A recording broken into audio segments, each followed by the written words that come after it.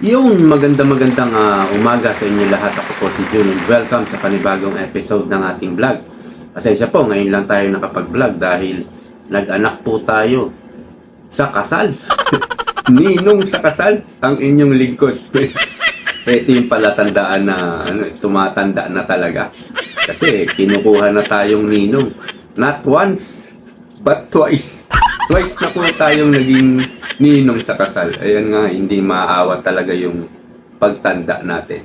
Anyway, medyo yun eh. Probinsya na yun eh. Yung pinuntahan ko doon sa pinag-anakan ko ng kasal.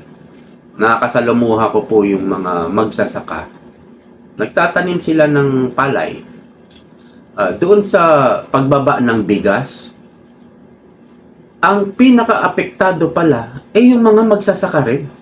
Di ba, bumaba ng kaunti yung bigas ngayon, presyo ng bigas sa market. Sila pala ang pinaka-apektado. Akala ko, yung mga importer, yung mga rice dealer talaga yung naapektuhan dito. Yung pala, hindi. Yung mga magsasaka pa rin.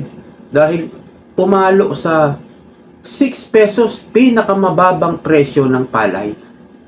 Ang halaga ng palay. Dati sa 10 pesos, umaangal na sila. Ang baba eh. Sabi nila, parang 14, 15 pesos yan, pwede na. Pero 10 pesos, napakababa. Pumalo pa pala ng 6 pesos. Yan po yung mga narinig ko dun sa mga nakasalamuha ko. Dun sa probinsyang pinuntahan ko. Grabe.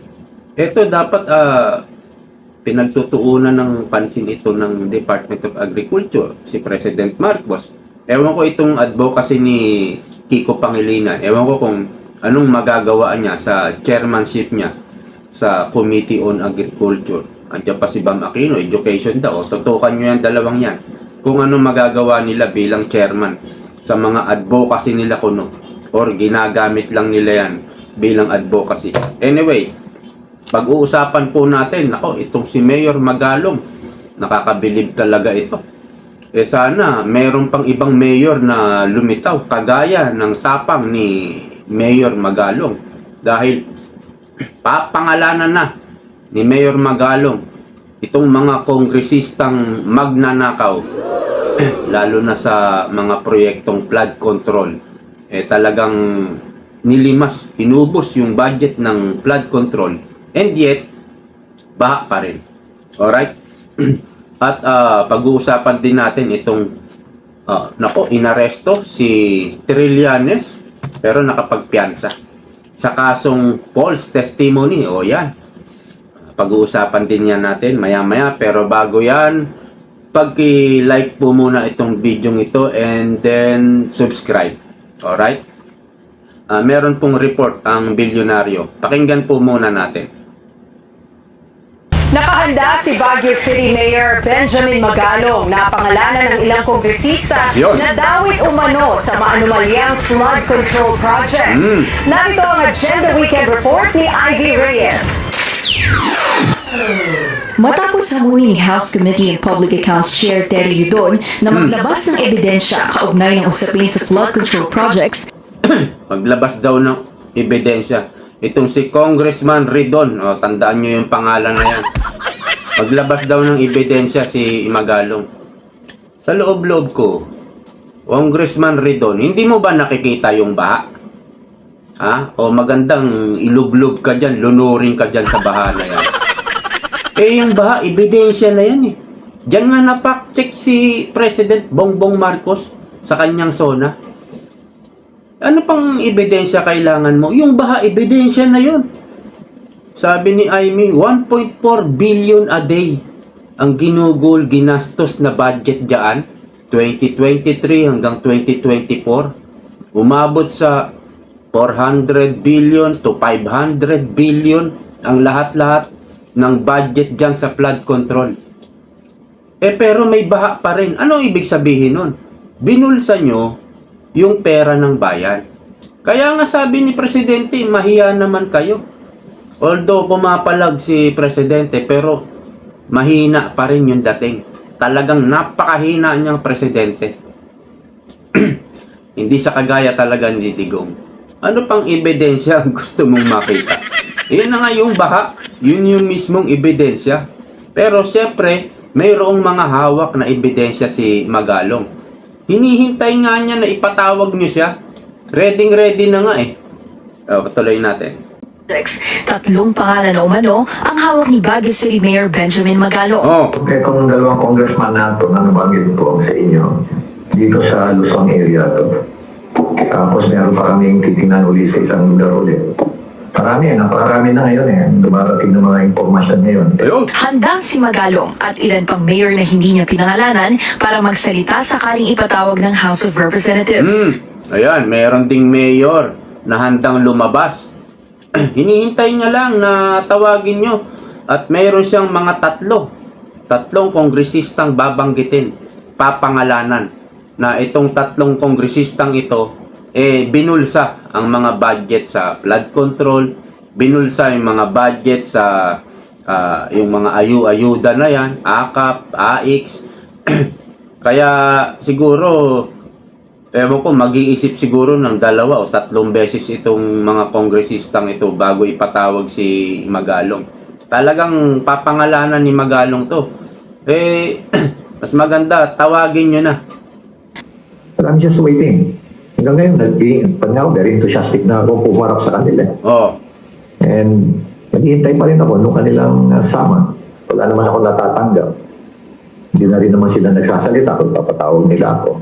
Hindi inaasahan ni Magalong ang takbo ng investigasyon tungkol sa bilyon-bilyong budget insertion sa mga flood control project. Ang nag-iimbestiga, nagulat ako, nag-iimbestiga yung mismong House of Representatives. Para mo sinabi na yung criminal, imbestigahan mo na lang yung sarili mo, alamin mo paano mga krimen na ginawa. yan sinabi ko nakaraan eh. Yung pag-iimbestiga ng Kongreso, parang iniimbestigahan nila yung sarili nila. Parang ganito, tatanungin nila yung sarili nila. Oh, ikaw ba, nagnakaw ka ba ng pondo ng bayan? O, sasagot naman yung tinanong niya, yung sarili niya rin. Ay, hindi po. Parang ganun po yung ginagawa. Wala tong talaga mangyayari dyan eh. Sa investigasyon ng Kongreso. Pero ganun pa man, handang humarap si Mayor Magalong. Napakatapang na tao na to. Kaya ito yung mga pinapalakpakan natin. Ayon kay Magalong, sa Baguio City pa lang, may problema na ang infrastructure projects gaya ng rock shed sa Cannon Road. Nitong Hulyo, bumigay muli ang rock shed dito na una pang nabuo 2 taon na nakalilipas. Nako. At ayon kay Magalong, sa Cordillera, may mga mayor umano na may proteksyon kaya't mabagal ang usad ng project reviews dito. Samantala, umalma rin si Davao City Representative Isidro Ungab sa umano'y changes sa 2025 General Appropriation Act. Ang masakit doon, pati yung foreign assisted projects, 56 items sa 2024, check ko lang sa 2025 kung ilan, but majority of the foreign assisted projects nilipat sa program fund. Bilang isang kilalang Duterte ally, tanong ni Ungab ni dating PDP senatorial candidate Jimmy Bondoc at PDP spokesperson Ferdinand Topacio, ano ang kapalapalaktak sa SONA statement ng Pangulo tungkol sa budget insertions. Para sa agenda, Ivy Reyes, Alright. Dulinar News Channel. Ito kasing ginawa nila kay Pangulong Duterte noong inaresto si Pangulong Duterte at dinala sa The Hague. Itong ginawa nila sa ating Vice President Sara Duterte na pag-i-impeach. Bukod sa ayaw na nilang bumalik ang mga Duterte sa Malacanang, bukod sa gusto nilang i-disqualify si VP Sara sa pagkandidato sa 2028 presidential election, ginagawa talaga nila itong mga isyung ito sa mga Duterte at kaalyado ng Duterte para pagtakpan ang ginawa ng administrasyon ni Bongbong Marcos na mga pagnanakaw sa kaban ng bayan. Isa yun. Marami kasing benefits kapag pinakulong si Tatay Digong, si VP Sara, pinai-impeach nila. Marami. Bukod sa pwede nilang ma-disqualified si VP Sara sa pagkakandidato sa 2028, pwede rin na mapagtakpan nila, gawing diversionary tactic. itong isyong ito sa kanilang mga pagnanakaw. Bakit ba ayaw nilang bumalik ang Duterte? Dahil nung si Pangulong Duterte, Rodrigo Duterte ang nakaupo, yung mga magnanakaw talagang hindi nakapagnakaw, or makapagnakaw man, sobrang kabadong-kabado at parang minsan lang, ingat na ingat. Hindi kagaya ngayon, garapalan, antindi. Ito na yung pinaka-worst na presidente, pinaka-corrupt na administrasyon in the history of Philippine politics. Kaya, I'm sure, February 6, magsasampa ulit yan ng mga kongresista na yan, ng impeachment kay BP Sara. Para pagtakpan talaga. Hindi lang legislature o sa Congress, pati executive. Lalong-lalo na, unang-una na dito, yung Malacanang. Yan, yung department ni Recto, Department of Finance, Department of Agriculture. Gaya nung nakwento ko kanina. Lahat ng mga yan. Kasi pag may impeachment, yun at yun ang sasabihin, ibabalita ng media. Kaya yung pagnanakaw nila, wala, natatakpan talaga. Natatakpan sa mga isyong kinikreate nila. Ang daming benefits talaga na nakukuha nila kapag nag-i-issue sila ng ganitong kapag nag-iingay sila ng ganitong mga issue. Yan ang mangyayari. Nagiging parang nawawalan tayo o parang nagiging bulag tayo. Hindi natin nakikita yung kanilang mga pagnanakaw. Kasi 6 years hindi sila nakapagnakaw kay Tatay Digong. So, kung ikaw ay magnanakaw, parang mga sindikato yan. Kung ikaw ay magnanakaw sa gobyerno, gugustuhin mo ba na makabalik ulit ang isang Duterte? Hindi na. Kaya kahit ito, ginagawa ni Trillanes. Inaresto si Trillanes sa kasong false testimony. Teka lang ayan Ayan si Trillanes, parang action star ang dating. Pero may kaso pala. Inaresto pala. Ayan, pumipirma na ng kanyang bail. Kumbaga, anong tawag yung bail. Ano sa Tagalog yung bail piyansa? Ayan, pinipirmahan niya na yung kanyang piyansa. Ibig sabihin nito, kaya nagkaroon ng warrant of arrest sa kasong isinampay yata ni Pulong. Si Pulong yata nagsampay.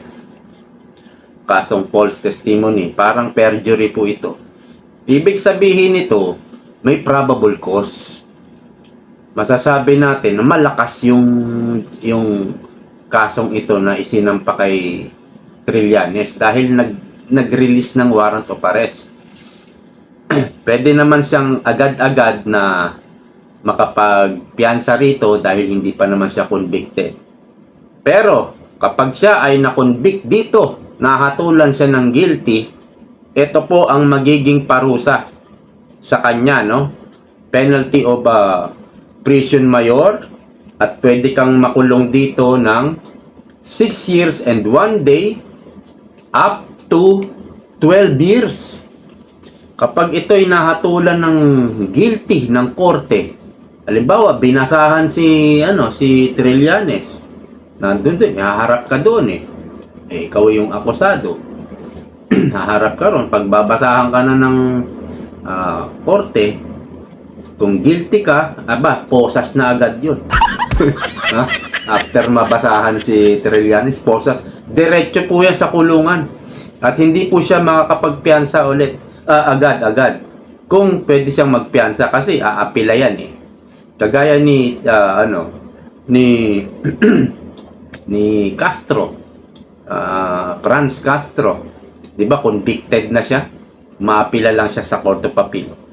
So, kung gusto niyang umapila, tatakbo sila ng Court of Appeal at hindi agad siya makakapagpiyansa. Kulong talaga siya. Ang gagawin, mag-a-apply yung kanyang mga attorney na ng makapagpiyansa habang inaapila yung kanyang kaso, maghahain sa korte na makapagpiyansa. At hihintayin nila yung approvement ng hinihiling nilang makapagpiyansa. Kaya makukulong si Trillanes dito nang hindi natin alam kung ilang araw o ilang buwan bago siya makapagpiyansa. Pero siguro naman piansable naman itong piansable itong kaso ni Trillanes na false testimony. Okay, meron po palang meron po palang inihain si Bong Revilla. Matindi po itong hinihain ni Bong Revilla. Kaya lang ito yun nung senador pa siya, no? Ito may date pala ito, July 30, 2020. Ito yung hinain niya, no?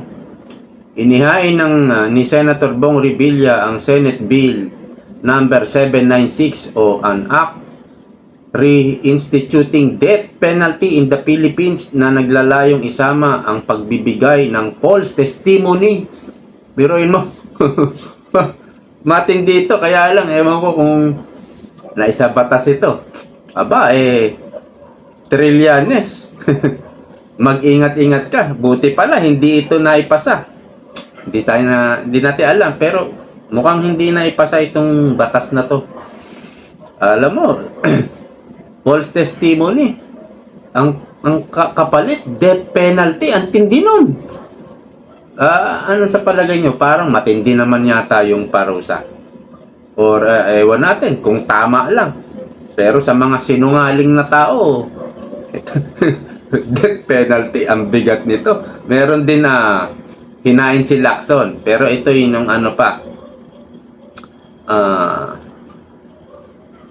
dati pa ata to, mga 9 years ago. 9 years ago. Lacson Bill, peking testigo. Ayan, yung mga tanim testigo, di ba? Tanim witness. Damay sa asunto ng akusado. Senate Bill 253. Ayan, false testimony. Ayan po yung kaso na inihain ni Pulong kay Trillanes.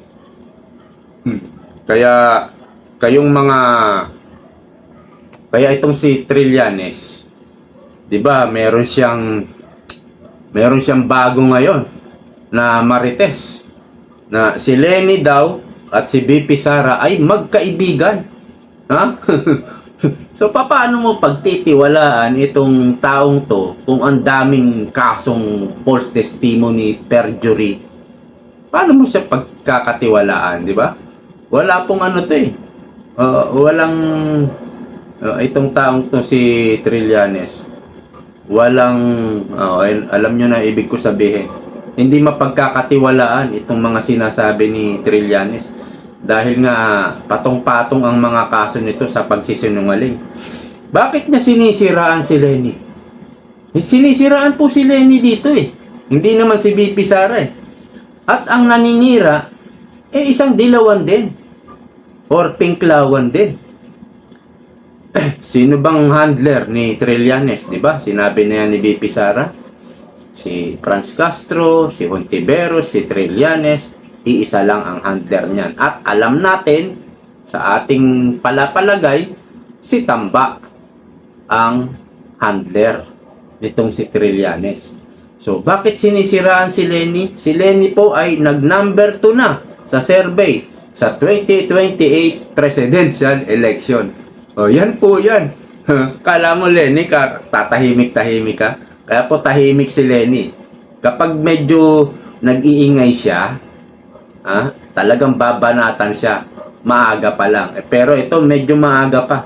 2025 pa lang 3 taon pa yung 2028. Pero dito unti-unti na siyang binabanatan. Ang gusto talaga ni Tamba, wala siyang kalaban pag siya kumandidato.